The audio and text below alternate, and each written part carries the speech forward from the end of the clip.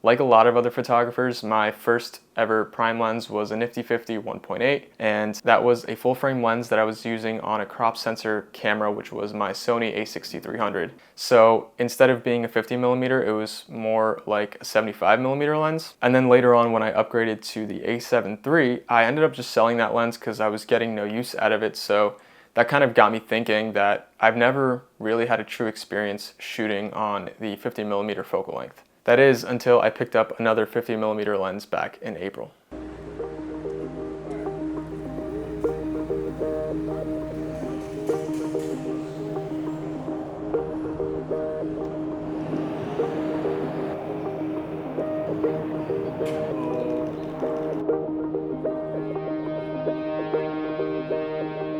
I've spent the last 4 months shooting street photography on this lens, and that's kind of been enough time for me to formulate my thoughts and kind of just tell you about my experience shooting with this focal length. I'll talk about this lens briefly a little later in the video, which, by the way, is a Sony 50mm f2.5G lens, but this isn't a lens review, so if you were looking for more in-depth specs about this lens, then I'd recommend checking out some other channels. I mainly want to talk about the photos that I've been able to make with this lens and overall how the 50mm focal length has affected the way that I shoot my street photography. Alright, so we're in the Chinatown area and it just rained about like an hour ago, so all the streets are wet. I'm shooting on the 50 and we'll see what we can get. If you've watched my past videos, you might know that 35mm has been my main focal length for over a year now, and before that it was 85.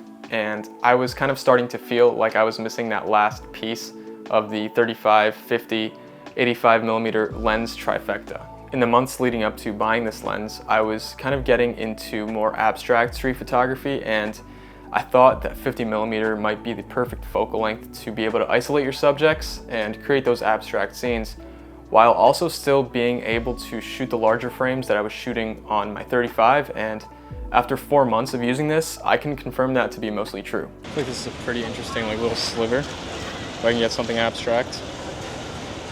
Let's see. It's gonna work the best. Maybe something like this. Something like this, maybe.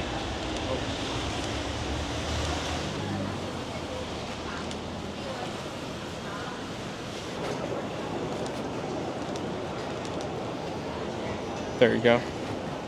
Alright, there's a woman coming this way. I think if I stand far enough, I might kind of like be out of sight, but it's definitely not the case. But let's see if we can do it right now. Okay. That's not terrible. I don't know. Now, it's hard to talk about 50 without talking about 35, which is the focal length that I know best. And I'll be doing that a lot in this video, but it's the best way for me to articulate my thoughts. So I've been shooting a lot more abstract photos with this lens, and with that comes shooting vertically more often. With the 35, I was looking for frames where there was something going on with a potential story to be told, and those scenes, to me, were better portrayed in the landscape orientation. Shooting vertically on the 35 was not something that I did too often, but now with this 50, I've seemed to strike a healthy balance between shooting horizontal and vertical frames. The 50 allows me to isolate my subjects better and remove distractions from the frame, and the compositions that I've been looking for are ones that look better as vertical photos in the end. And those compositions include more shapes and colors and shadows and textures where there may not be necessarily anything going on within the photo, but I'm more focused on creating a visually pleasing image, if that makes sense. Now, I'm not saying that I don't shoot horizontally with this focal length, but I've definitely noticed that my eyes are more drawn to vertical compositions. With the 35, I also found myself cropping in a lot, and in regards to image quality, it was fine to an extent because I'm shooting on a 33 megapixel sensor, so I have some room to play around with.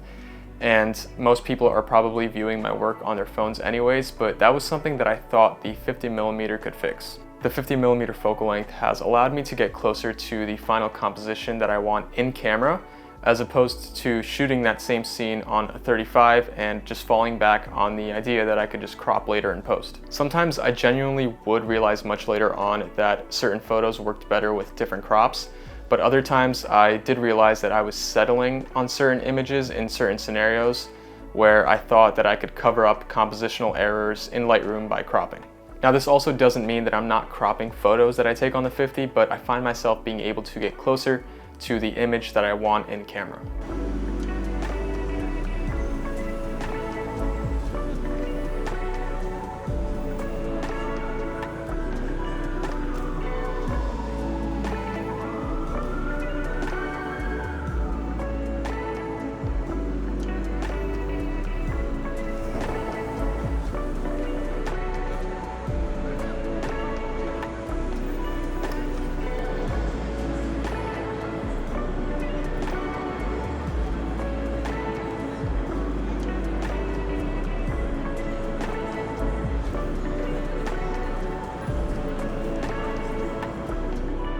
So the lens itself is also really nice.